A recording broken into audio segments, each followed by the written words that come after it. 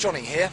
Right now I'm in Pakistan, about to lead one of our group tours through the mountains of the north. On this particular trip we're starting in Chitral. We'll visit the Kailash valleys before heading over the Shandor Pass and on to Gilgit and Hunza. Essentially it's a jeep safari, but we'll also do some great walking through some of the world's most magnificent mountain scenery. There's some interesting historical sites and some great culture along the way. Incidentally, this was the first trip that Wild Frontiers ever did way back in 1998. And for my money, it's still one of the very best.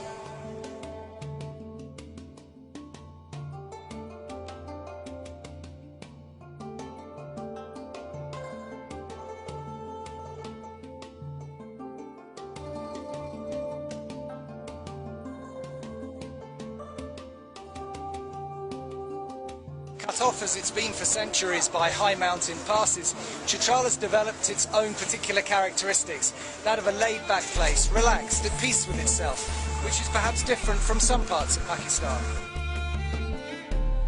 That said, it has a lively bazaar, an absolutely beautiful mosque, a great polo team, and the best views of Tirich Mir, which, at over 7,500 metres, is the highest mountain in the Hindu Kush.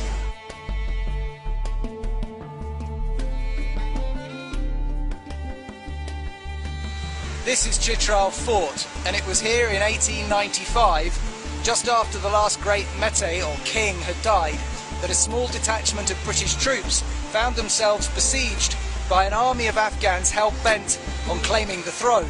For 46 days the Brits held out in this fort until the heroic Colonel James Kelly managed to get his troops over a snowbound Shandor Pass, lugging cannons with them, down to Chitral and save the day.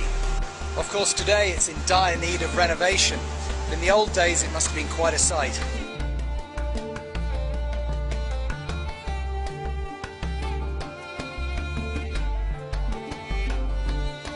So we're now in the lands of the Kailash, the last of the pagan tribes to inhabit the Hindu Kush.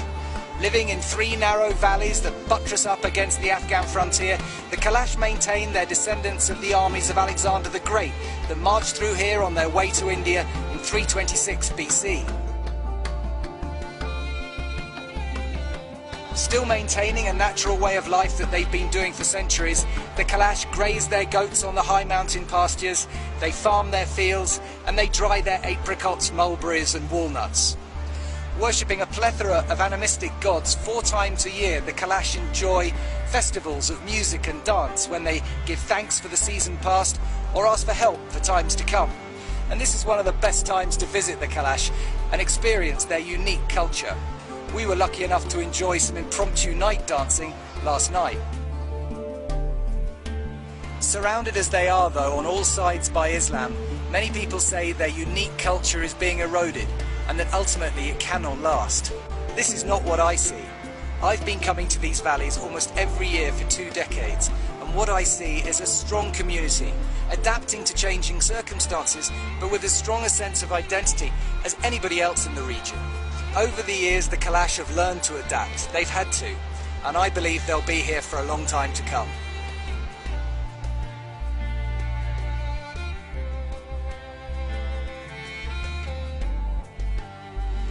So what you can see behind me is my house in the Hindu Kush, or the Wild Frontiers hideaway, as we like to call it. It was built on land given to me by the Kailash in October 2001, not perhaps the smartest real estate move I'll ever make in my life given what had just happened in New York, but it's been a fantastic investment and one of the best things our clients love when they come on these trips to Pakistan, to get out of the village, even in the Kailash, and come up and just spend a night in complete wilderness. You sleep on the roof or on the veranda, the starry sky is just amazing, and the peace and solitude you get up here is second to none. And well, for me, it's just one of my favourite places on earth.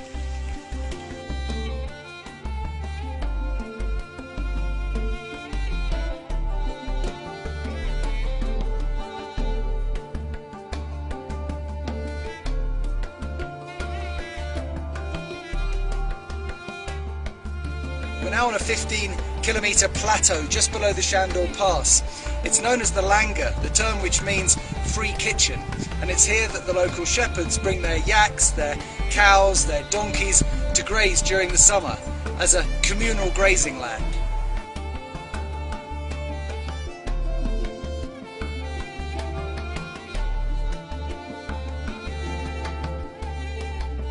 So we're now on the Shandor Pass, 3,800 metres above sea level.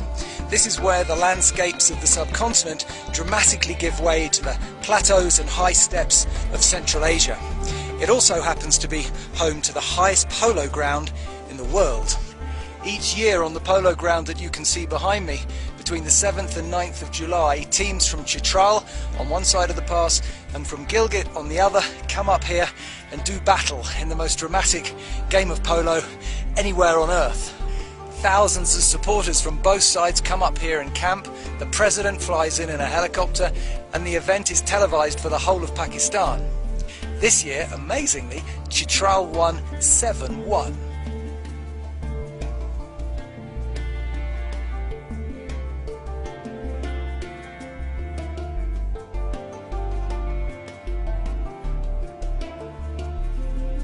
So we're now on the Karakoram Highway, that latter-day Silk Road that runs from Abbottabad in the south all the way to Kashgar in China in the north.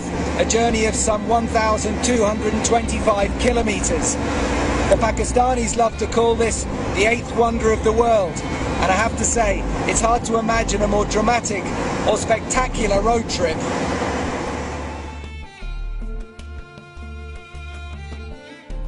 Right now I'm standing at Doika, 3,000 metres up above the Hunza Valley. It's 6:30 in the morning and this is my view. From this point we can see 7,000 metre peaks, which must make it the highest concentration of accessible huge mountains anywhere in the world.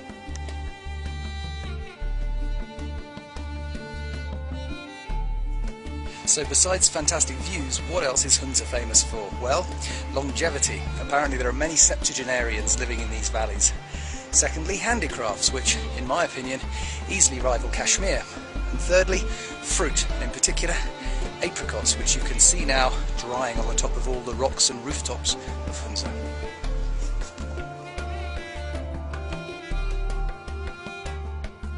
Well, this is quite extraordinary to see the world's geological features changing in just a few years. The last time I was here, I'd have been standing more or less on the KKH with the Hunza River about 50 metres below me.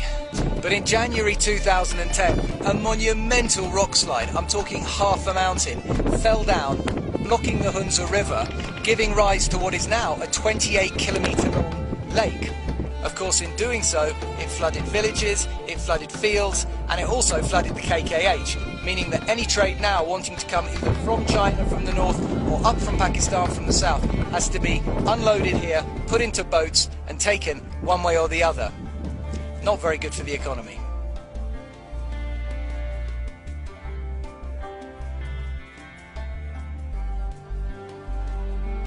They have an expression in Hunza: a house without a view is like a house without a roof.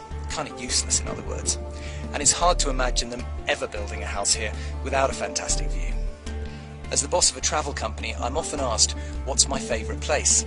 This is, of course, almost an impossible question to answer. Everywhere's different. But if I'm asked what's the most beautiful place I've ever been to, then I have little hesitation in saying the Hunza Valley. From Hunza, you can head east up the Indus to Skardu. This is where most of the trekking and mountaineering expeditions head out from. Our own annual K2 charity trek starts from Skardu every September, raising money for the Wild Frontiers Foundation, and in particular the Balagon School, which we've been supporting for the last 2 years. You can also stay at some fantastic hotels, particularly the Kaplu Palace and the Shigar Fort. Or you can head south through Gilgit to Fairy Meadows. This is a fantastic place for some walking and the best views of the 8,000 metre peak Nanga Parbat. And then of course there's the route north from here, straight up the Karakoram Highway, over the new lake at Abbottabad, and on over the Kunjarab Pass to Kashgar in China, where Central Asia opens up. Or you can just stay here and drink in these amazing views, go for walks and enjoy God's own country. In my opinion, even before 9/11, Pakistan was something of a backwater when it came to adventure travel. Whether because of a one-dimensional media or a simple misunderstanding about travel in the Islamic world, besides mountaineers and trekkers, few bothered to venture this way. And after 9/11, well, tourism pretty much stopped completely. And I think that's a real shame. I've been coming to Pakistan every year bar two since 1996. I've lived here for months on end, and with my Wild Frontiers hat on, have brought countless groups.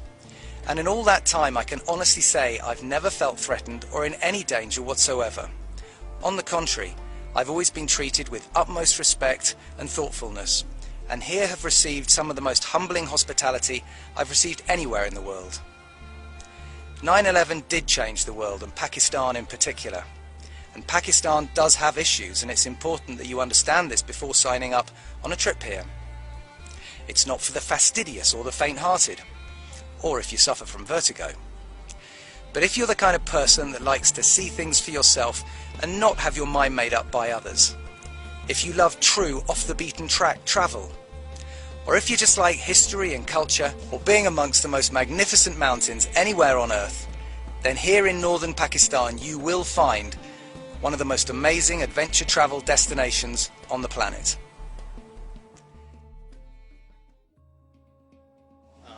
This was my first, I guess, far-off adventure tour, and it's exactly what I was hoping to get.